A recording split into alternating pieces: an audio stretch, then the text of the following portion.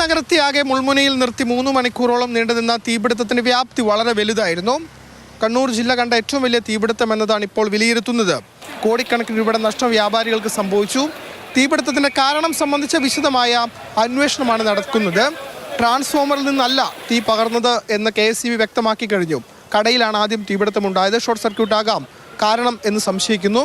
വിവിധ വകുപ്പുകളുടെ സംയുക്ത പരിശോധനയും ഈ ഷോപ്പിംഗ് കോംപ്ലക്സിൽ നടക്കുകയുണ്ടായി. സ്ഥലം MLA കൂടിയായ CPM സംസ്ഥാന സെക്രട്ടറി MV ഗോവിന്ദൻ തീപിടുത്തമുണ്ടായ ഷോപ്പിംഗ് കോംപ്ലക്സ് സന്ദർശിച്ചു. തുടർന്ന് വിവിധ വകുപ്പുകളുടെ നേതൃത്വത്തിൽ അവലോകന യോഗവും ചേർന്നു.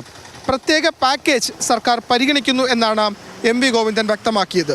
എല്ലാവരും ഒത്തൊരുമിച്ച് പ്രവർത്തിച്ചു എന്നുള്ളതാണ് ഇതിൻ്റെ ഒരു നേട്ടം.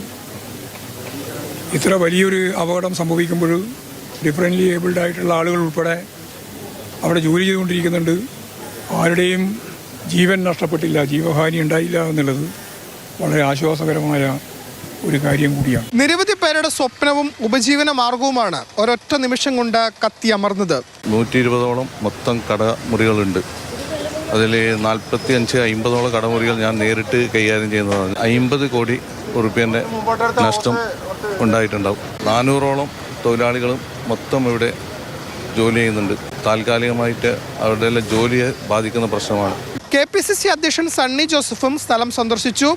രക്ഷാപ്രവർത്തനത്തിന് ഏകോപനം ഉണ്ടായിരുന്നില്ല എന്ന വിമർശനവും സണ്ണി ജോസഫിന്റെ ഭാഗത്തു നിന്നും ഉണ്ടായി. കട ഉടമകൾക്ക്, കെട്ടിട ഉടമകൾക്ക്, തൊഴിലാളികൾ ഉൾപ്പെടെ ഇവിടെ ജോലി ചെയ്ത് ജീവിക്കുന്നവരായിരുന്നു. അവരുടെയെല്ലാം ജീവിതമാർഗം ഇല്ലാതായിരിക്കുന്നു. വലിയ നാശനഷ്ടങ്ങൾ ആണ് ഉണ്ടായിട്ടുള്ളത്. മനസ്സിൻ്റെ വേദന ഇതെല്ലാം വളരെ വലുതാണ്. ഗവൺമെൻറ് ഈ കാര്യത്തിൽ അടിയന്തര സഹായം എത്തിക്കണം. നിരവധി കടകൾ തിങ്ങിപ്പാർക്കുന്ന തളിപ്പറമ്പ് ടൗണിൽ തീപിടുത്തം ഉണ്ടാകാതിരിക്കാനുള്ള മുൻകരുതൽ നടപടികൾ അടിയന്തരമായി സ്വീകരിക്കുമെന്ന് ഫയർ ആൻഡ് സേഫ്റ്റി ടീം വ്യക്തമാക്കി. കണ്ണൂരിൽ നിന്നും ഫെലിക്സ്, മാതൃഭൂമി ന്യൂസ്.